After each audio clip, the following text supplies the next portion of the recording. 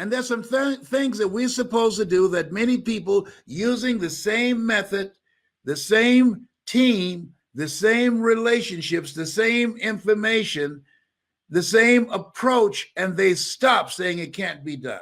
I remember as a kid, we used to say to illustrate whether or not someone can accomplish something and whether or not they could not, to illustrate the impossibility of them accomplishing something, we would say, oh, you got a chance of doing that as a man going to the moon. Shut up. Get away from me. Hey, we've gone to the moon. We don't say that anymore because when I was a kid, it was seen as impossible for man to go to the moon. That's no longer a reality. The Wright brothers, when they were able to create a vehicle that was only up in the air for about 6 seconds.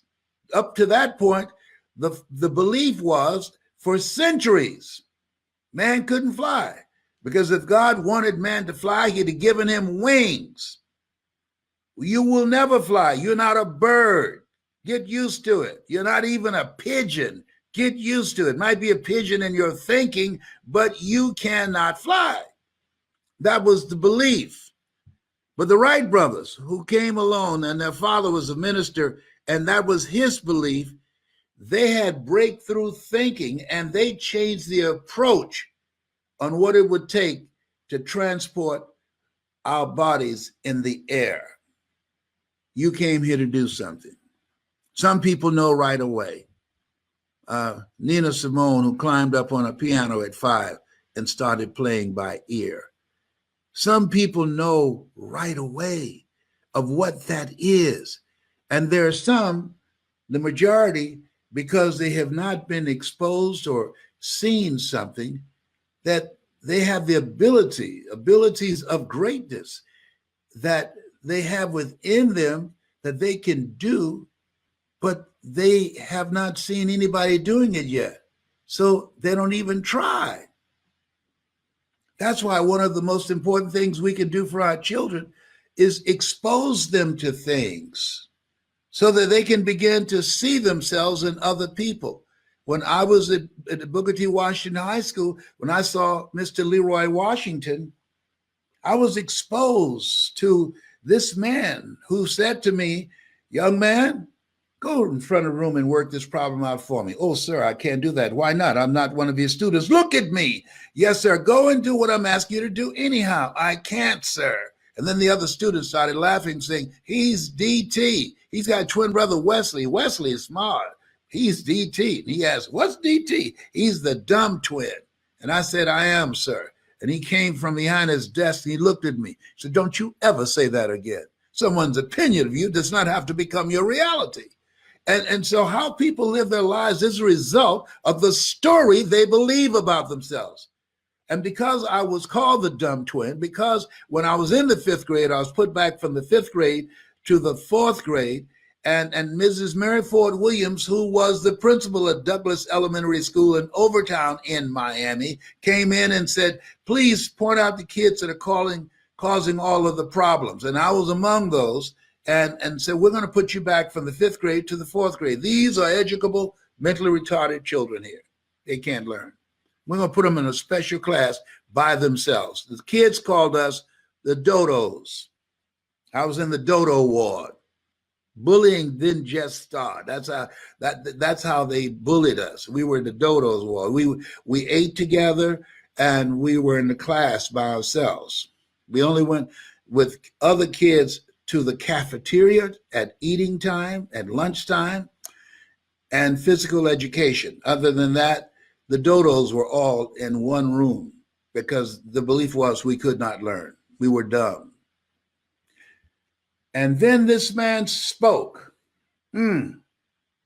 Because now in your dodo ward, they don't give you anything to do but entertain each other, and you color, and you play, and you clown around.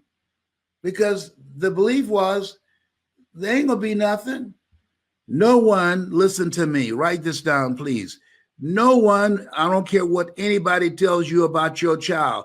No one, they should label jars, not people. No one rises to low expectation. And when you have low expectation for people, you treat them in a certain way. Did you hear what I just said? You treat them a certain way. How you look at them, how you talk to them, what your expectations are for them, and the tools that you make available for them, and the time, the energy, and the effort that you put in with them. People learn differently. I'm among those. I can't write a speech, but guess what? I can give you a speech. Writing it just straight out, that's not my style. I have to talk into a computer or a recorder and have it transcribed. That's my style. Everybody have their own style of how they approach this thing called life. And with the help of a Mike Williams, I went from just speaking and clowning in class and speaking at churches and elementary schools and high school to speaking at major corporations around the world. What happened? Same speaker, same person, but I met someone that showed me, here's how you can have a breakthrough in your ability with that gift of gab that you use when you're playing a card game called Bid Whist. Oh, you've never been to Boston, I'll take you there.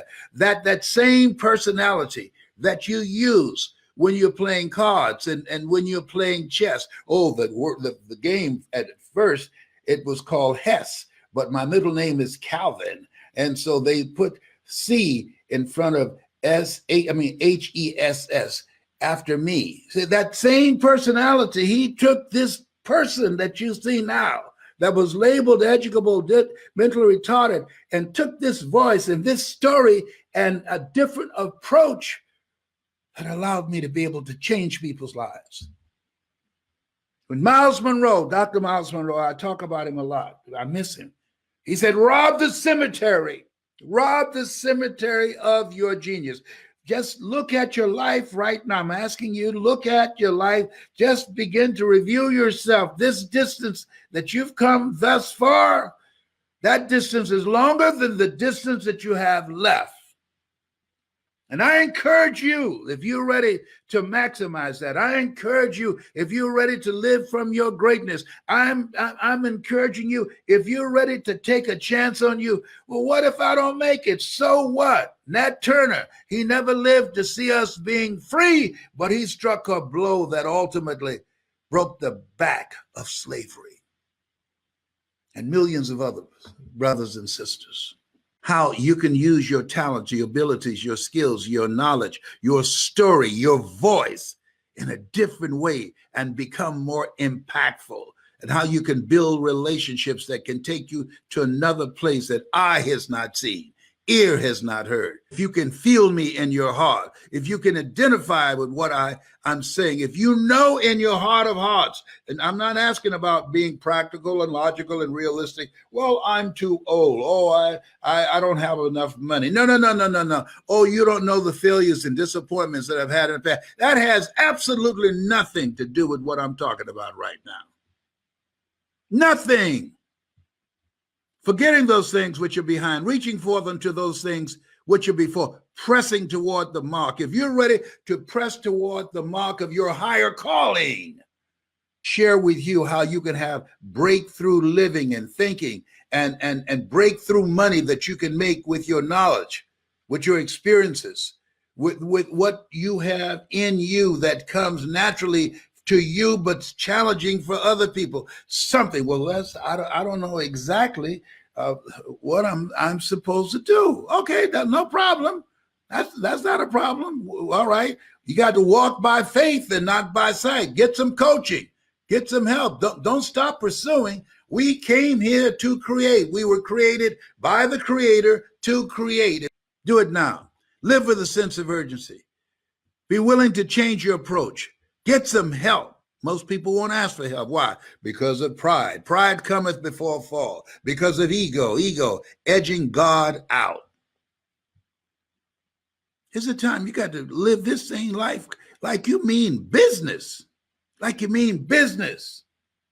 If you believe this is a different time, Time is so different. It seems like the days are faster now. I don't know if it's because of my age, but it just seems like they're gone. That's gone. Here's what I know. The older you get, seem like you don't get 30 days out of the month. You get about 15 or 20. And if you owe a lot of money at the end of the month, you might get 2 weeks out of a month. Well, that's the way it's. Didn't I just pay that bill yesterday? Don't tell me. I know I just paid that bill yesterday. No, Daddy, no. I'm telling you, isn't this weird? I'm telling you, it seems like when you owe a lot of money, it just the time go by so fast. I can't believe it. I can't believe it. It seems like, oh my goodness, the days are just flying by.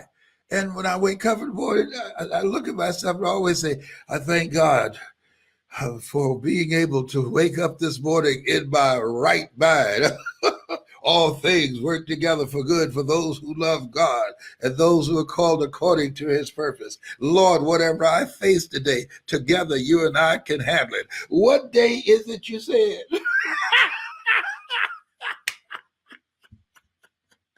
If you want to learn how to do something that you love from the comfort and safety of your home, seated at a computer, if you want to learn how to begin to maximize your potential, your greatness, and if you would like to be a part of a community of people who are going in the right direction, be around the right people and get the right coaching so that you can leave a legacy. These pictures that you see behind me, that's my legacy.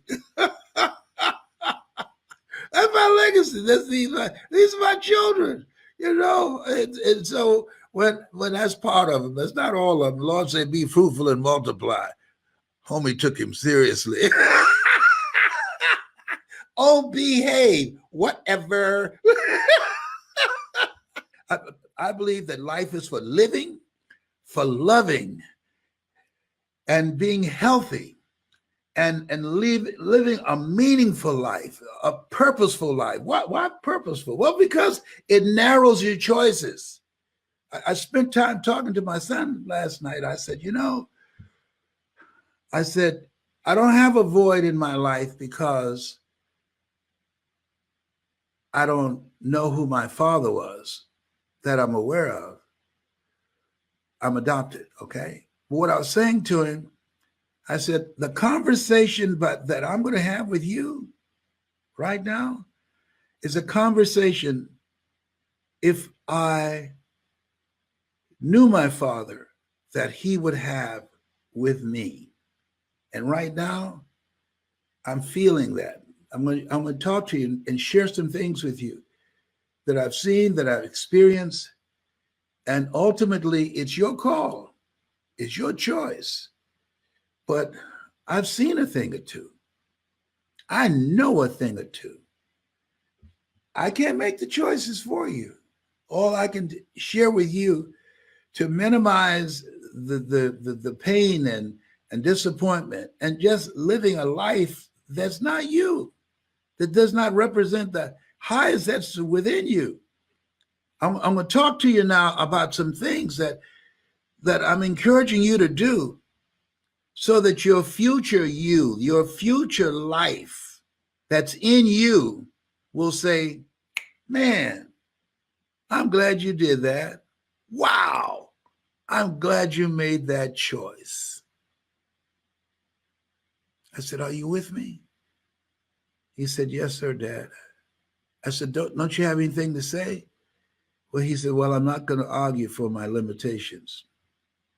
All right, because I was telling him about something. I said, you don't want to do that. That's not going to help you. Make choices and ask yourself the question, is this going to bring the best out of me? Is this moving my life in the direction that represent the highest that is within me?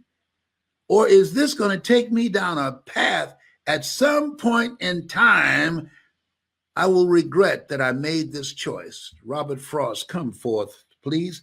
Two roads diverge in a yellow wood, and I selected the road less traveled by, and That has made all the difference. The road to life is straight and narrow, and few there be that find it, because few there be that are willing to be disciplined. Few there be that are willing to listen. Few there be that are coachable. Few there be that are willing to leverage the experiences of other people so they can maximize their impact in this thing called life. You can't tell them anything. There's nothing worse than arrogance and ignorance. People who think they know and they don't know. If you're not one of those people and you're ready to be coached, or you're ready for breakthrough thinking, as Dr. Stan would say, Dr. Breakthrough, Stan Harris, I want you to teach me how I could do what I love to do, make a lot of money, and have a lot of fun doing it. Yeah. Hello, I got it like that. As Reverend Ike would say, you can't lose with the stuff I use. Oh, behave. Why are you laughing? You got to laugh today. You got to find ways and create special moments. I'm creating a moment that we spend together. You're going to be saying to some of your friends, you know what? I watched that crazy boy LesBrown, Mamie Brown's baby boy. He had me rolling, child. He needs some help. He's a little touch of the head, really. He cut his flat top off too. Yeah, he used to be looking like Kid and Play from House Party. Yeah, he cut the flat top off. Somebody got to him. No, they did not. Not. I just did it because it's a new year. I'm going to get it done in 21. There's some things I'm determined to do, determined to accomplish. What is it that you're determined to do? That you are determined to accomplish, that you've been going at it again and again and again, and you fail, and now you're ready to quit, or you've already quit. I'm saying to you, come, Lazarus, come forth. Had to call him 3 times. Come on, you got the power to come out of there. Lazarus, didn't you hear me? You know something. People watching say, I think Jerusalem Slim has lost it. He calling, we told him the man's dead. Yeah, there are a lot of people walking around with a lot of potential in them that's dead. Greatness in them, that's dead. Genius in them, that's dead. Abilities and talents that need to be resurrected, that's dead. Greatness and abilities to change the world that need to be called forth 3 times. Lazarus, come forth. Whoa, wow. He said, brothers and sisters start running from everywhere. Oh, my Lord, good Lord. That's a good google moogle.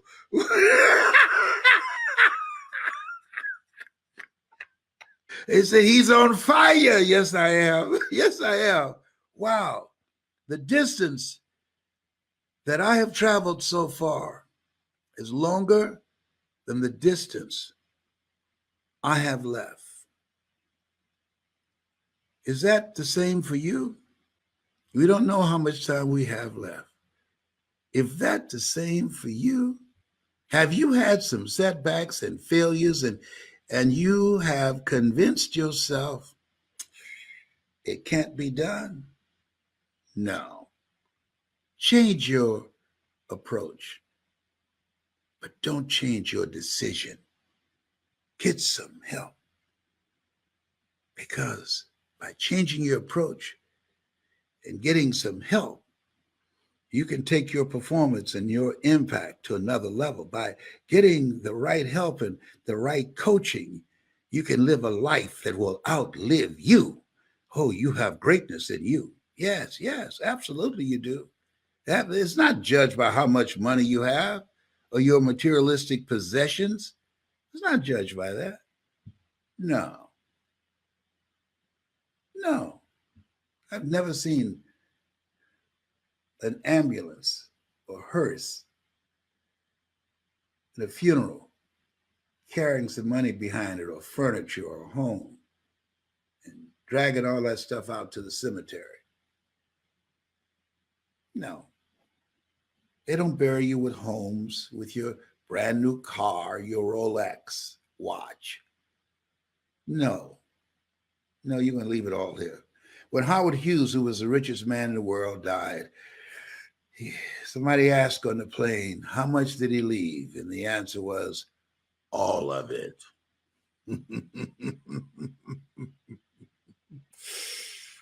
Guess what? Vi Clark, my friend who passed, she said, life don't owe me any change. I've lived life my way. Live your life in such a way that life don't owe you. Or you got a goal, a dream. Just say, I got this dream that keeps showing up and it's up in my face, something that I want to do with my life. Okay, all right. I got you. I know that. I had this goal and dream of buying my mother a home, and I did it. I'm working with somebody right now who they have the same dream. I said, good. I'm going to show you how to do that. They came to me, and we have a form that people fill out where we vet and find out, what is it you want to do? What's your goal? What's your dream? We focus on that. I'm not, this is not for everybody. This is only for people with big goals and big dreams. And people want to do something with their lives. People who feel in their heart of hearts that this just can't be it. And that they want to rob the cemetery of their invention, of their creativeness. They want to rob the cemetery, as Miles Monroe would say, of their gifts. They want to become more engaged in this thing called life. They're not sitting around in some corner and hoping that nothing happens to them. Something is going to happen. You'll live a life of mediocrity, and then you check out, dying in the bleachers of life when you have the potential to be a player. Player. Graduated some students, and I'm looking for some more who are hungry. If you are hungry to win, if you're hungry to overcome your fears, if you're hungry to learn how to use your voice, if you're hungry to live a larger life, if you're hungry to live a life of adventure, Helen Keller said that life is either a daring adventure or it's boring. If you're hungry to transition out of a job that's not you and want to learn how to do something that is you in this new age in the comfort of your home and do it virtually and make more money than you can ever begin to imagine. If you are in that kind of place and you know that you just feel it in your heart of hearts, the best is yet to come. The best in me is yet to come. What I've gone through will not define me. The best is yet to come. Greater is he that's in me than he that's in the world. The best is yet to come. You are more than a conqueror. The best is yet to come. Be with that. Know that. And live your life from that place of power. I want you to become a part of my community. Let me give you a summary, the Reader's Digest version. Number one, I'm going to take you through a process that will change your mindset and expand your vision. That's number one. You'll develop mental resolve. You'll be able to get a good night's sleep. Be anxious for nothing. You're going to change your attitude about yourself, how you see yourself, how you treat yourself, and also how you allow other people to treat you. That's one thing. Next thing, you're going to create and expand your ability to have a greater impact in life by learning some new things. See, if you're not willing to learn, nobody can help you. But if you're willing to learn, if you're making a statement, you're saying, I'm willing to learn. I want to learn from somebody that's experienced. You've been on this planet for 75 years, and you look good, old man. Your daughter, right? You are 75. Oh, come on, baby. You better behave. No. We're going to see if you're not willing to learn, no one can help you. But if you're willing to learn, I'm willing to learn. Okay, come on. I'm throwing my hands up. This is it. I've messed up my life enough. I've done enough already. Okay, that can help a sister out. I could help a brother out. I'm telling you, if you're willing to learn, no one can stop you. I'll teach you how to become unstoppable. You hear me? You need some coaching. Where we are right now, you need some coaching. You don't want to wing this. You don't want to play this but flying by the seat of your pants. No, this place where we are now, it's serious business. You want to upgrade your skill set, reinvent yourself, rethink your life. Abraham Lincoln said, if I had 6 hours to chop a tree down, I'll spend 4 hours sharpening my axe. You need to spend some time sharpening your mind and being around the right people. Did you hear what I just said? Being around the right people is so important. Mental resolve, so important. Willingness to learn, so important. Continuously learning. And being around the right people, it taps into your miracle working power. Miracles to me are things that God does for you, through you, as you, and you are able to do things that you know, whoa, that you didn't do it. You say, look at God. Come on, somebody. Look at God up in here, up in here. Whoa, thank you, Father. Oh, thank you. Oh, my goodness. I feel like hitting a little step right now. Jerusalem, I feel like hitting a step, but that's okay. I better cool off. Ooh. Yes. You ever just get excited by yourself? Sometimes when I think about how good he's been to me, I'm going to get up anyhow. Oh, my goodness gracious. Yeah, look here. I'm about to hit a step. Come on, baby. Let the good time roll. Y'all don't know about that. Okay. Oh, my goodness. I know he didn't stand up and show his Mickey Mouse pajamas. He needs some help. Will somebody call his children and tell them they need to talk to their father? Okay. All right. Ooh. I'm having a hot flash. Ooh. I call it a power surge. I used to laugh at my mother and my sister, Margaret Ann, but they had hot flashes. I don't do that no more. I don't laugh no more. Used to laugh at them. Now I'm one of them. If you're ready to go to another level, if you're ready to live a life that will outlive you, if you're ready to answer the call on your life, job is what you work for. Calling is what you're made for. You ready to be coached, and how I teach you and train you, it won't interfere with what you're doing now, but it will move you like on steroids in the direction of what you are made for. That's what I do. You know, ask anybody, say, you ever heard of Mamie Brown's Baby Boy? They'll tell you. I've been doing this for this will make the 52nd year. February the 17th. I'll be 76. Who does that? 76. Wow. Whoa. To God be the glory. You want to know how I got here? Oh, come on, Luther. Come on, Luther Bonds. God's grace. Oh. Yes. I'm going to take you to another level. I'm going to get the butter from the duck. Mm-hmm. Be ready to be stretched. Be ready to be challenged. That's my story, and I'm sticking to it. Bye for now.